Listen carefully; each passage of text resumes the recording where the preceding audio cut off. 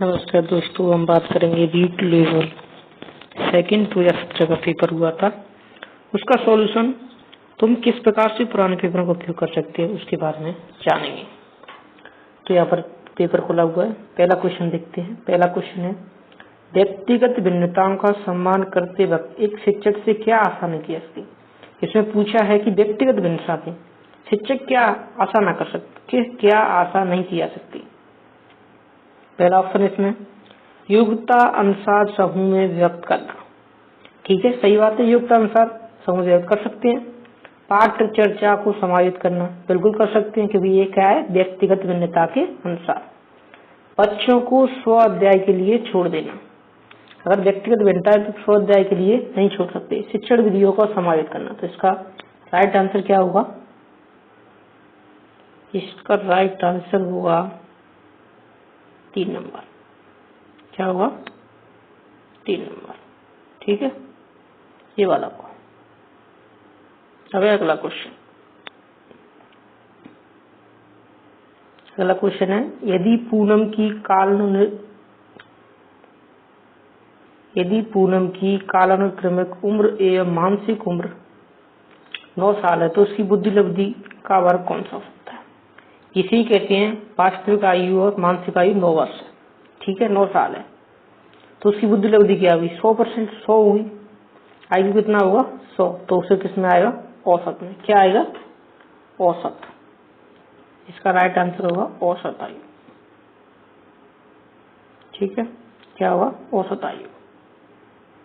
तीसरा क्वेश्चन है, निम्न में से कौन से स्वाधीनता के लक्षण हैं। ठीक है, देखो, कमजोर सामाजिक व्यवहार, स्वाधीन व्यक्ति होता है वो कमजोर सामाजिक व्यवहार होता है उसका।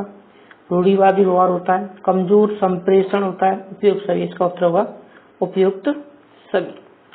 क्वेश्चन नंबर 4, मात्रात्मक व्यक्तिगत क्षमता रूपी प्रक्रिया को कहा जाता है।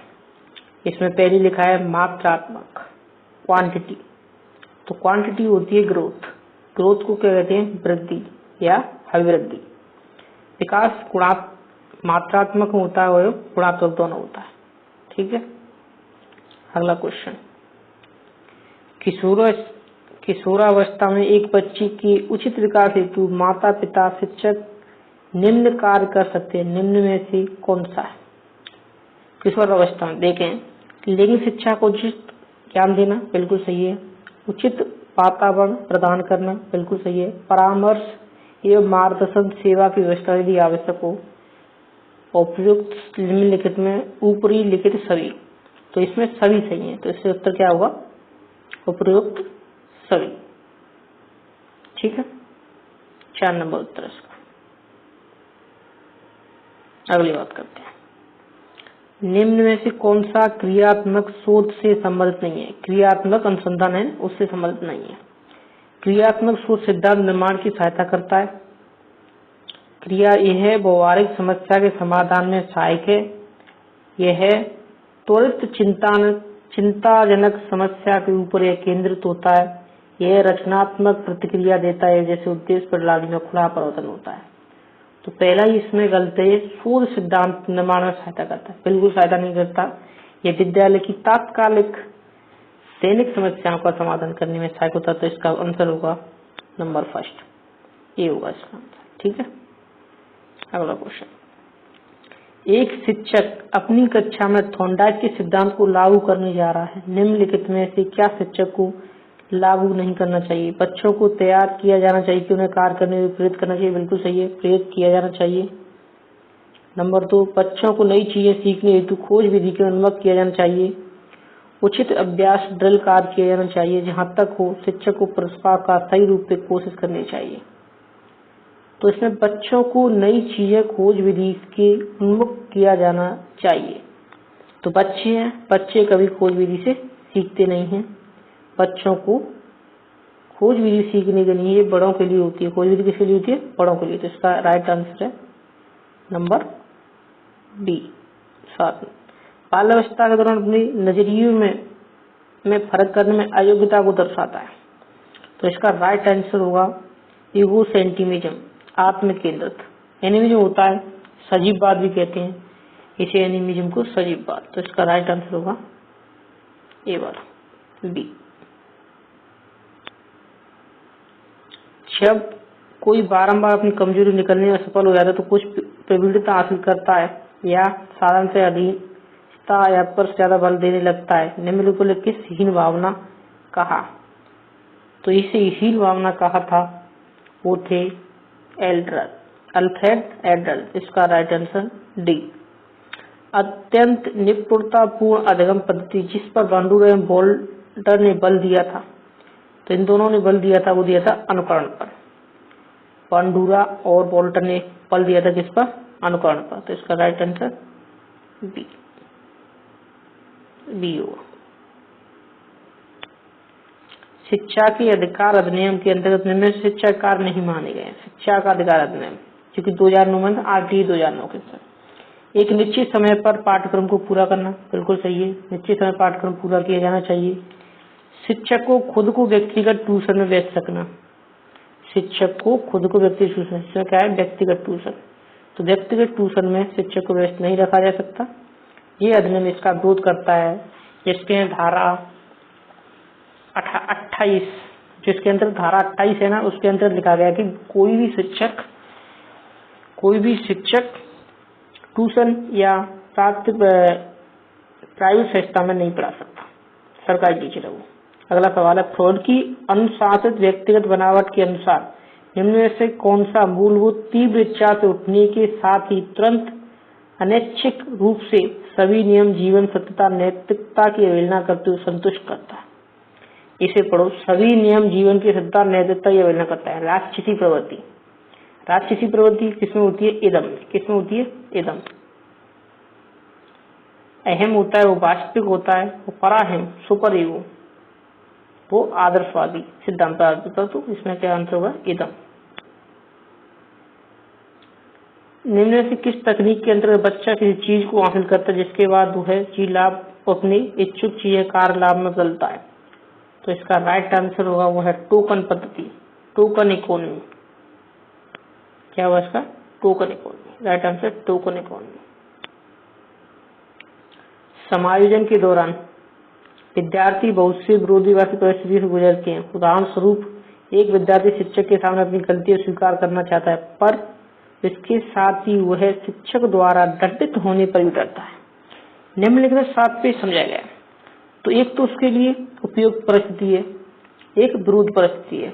तो इसके लिए पहले पद्धति में दोनों ही उपयुक्त हो, वर्जन में दोनों ही विरोधाभासी हो, तीसरे में वर्जन विरोधाभासी। तो इसका आंसर होगा सी,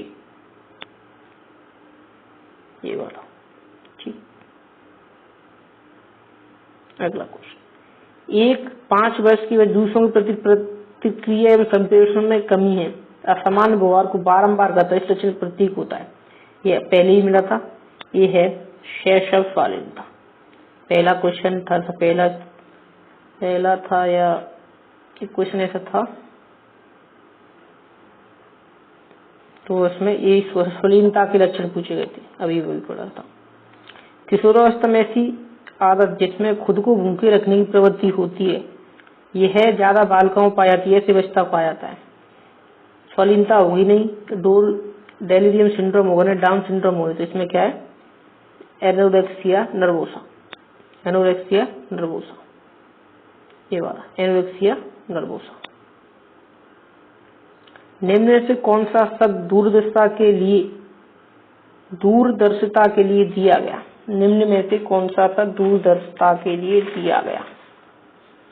दूरदर्शिता के लिए दिया गया तो इसमें कोई नहीं है, ये बोनस हो गया था। आरपीएससी ने इसे क्या कर दिया? बोनस कर दिया था। ऐसे इसमें आंसर देखे तो सीखने का व्यवहारिक सिद्धांत दिया गया था, सीखने का व्यवहारिक सिद्धांत दिया गया था। इसमें बात करें, ये भी डिलीट हो गया था क्वेश्चन, लेकिन इसमें सही माने तो थॉर्नडाइक होगा। अगला क्वेश्चन, निम्न में से कौन सी संस्था प्रशिक्षण प्रश्नावली कार्यक्रमों विकलांगता पुनर्वास के क्षेत्र में क्रियान्वयन करता है? इसका राइट आंसर है भारतीय पुनर्वास परिषद, भारतीय पुनर्वास परिषद।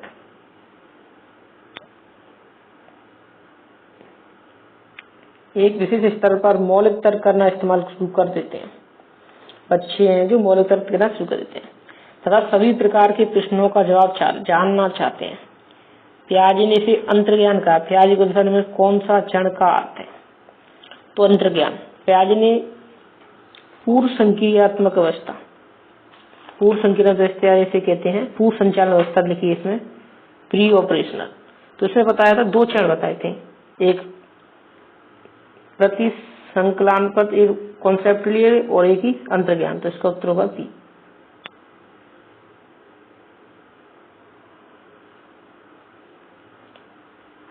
छात्र बच्चे प्रथम साल शब्द बोलते हैं तो इसका अर्थ है 13 से 10 से 13 महीने में, 10-13। बहुबुद्धि सिद्धांत के जनक हैं। बहुबुद्धि सिद्धांत के जनक हैं। तो बहुबुद्धि सिद्धांत दिया था गार्डनर ने। इसने 9 प्रकार की बुद्धियां बताई थी। निम्न में से किसे सामाजिक रचनावाद के अधिक बल दिया? इनमें से देखें सामाजिक रचनावाद। तो सामाजिक आ गया, रचनावाद आ गया तो बायस की। अगला, निम्न में से कौन सी दृष्टिबाधित विद्यार्थियों में उपयोग की जाने वाली साहित्य सामग्री नहीं है? तो बड़े प्रिंट की किताबें बिल्कुल सही है, बड़े प्रिंट की किताबें उपयोग की जाती हैं।